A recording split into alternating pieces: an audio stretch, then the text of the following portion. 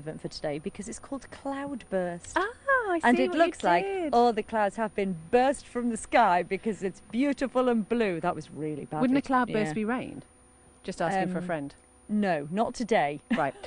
This is Late Lunch. We are live from the allotment this afternoon. Just want to remind you that the Late Lunch charity of the week is Mannin Cancers. We're going to be hearing much more about them over the next coming few days. And there is that event which is raising money for them on Friday. All those supercars are going to be at Murrig Park in Ramsey.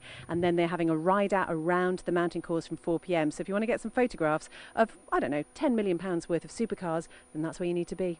Do you know what else it is this week? Go on.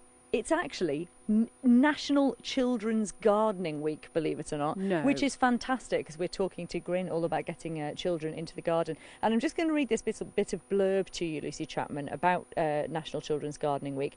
It says it celebrates the fun that gardens hold for kids. Children, parents, grandparents, schools, or garden businesses can find ideas for fun garden projects, right, which I think fits in quite nicely with the ethos behind Grin. So first of all, just remind people what Grin actually stands for, because we didn't quite get that earlier. GRIN stands for Garden, Recharge, Inspire, Nourish. And the wonderful thing about it is it does bring together all ages and people from all different backgrounds.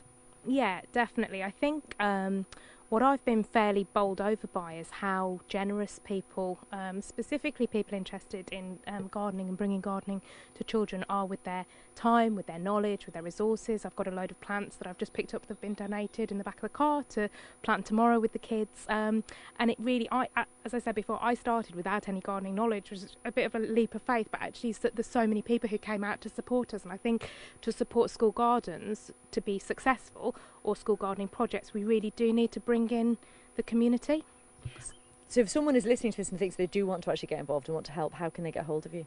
Our Facebook page is Grin Isle of Man, so that's the best place to start. And if you don't have Facebook, maybe they could get in touch with you guys and you could put them in touch with me. Oh, we'll see what we can do.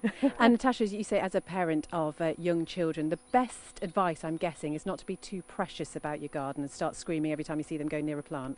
No, definitely. I mean, just to see, we had Barclays come down and plant a load of tyres up, and just to see the kids digging in the soil and loving it, it's amazing to watch and really helpful as a parent to, see the kids enjoying it. And there's something so magic, isn't there, about something that they've done, planting a seed and then watching their little faces when they actually see it growing.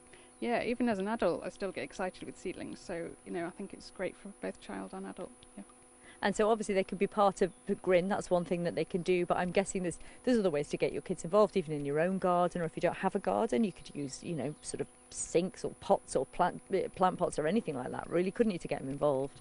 Definitely, and there's lots of places in the Isle of Man with beautiful gardens. We've got Craigneish and Milltown, and these are good places to start. And not even going with the intention of learning how to do something. Go and have a picnic. Go and start by enjoying it, enjoying the sounds and the sights and the smells that come, and then the rest will come. And I have to say, since we've been coming up to the allotment, we have learned loads from being up here with Tanya. And as Lucy's saying there, Tanya, just getting the kids out into nature and talking them through what plants and flowers are, that's going to be a really good start, isn't it? Yeah, absolutely. Well, Beth's little girl is here today, and I've been watching her run around and discover plants. She just brought over a little flower, and it's definitely worthwhile. I want to say a big thank you to Lucy and Natasha for coming here today, and we'll definitely be looking into starting up a Grin garden here at Lala.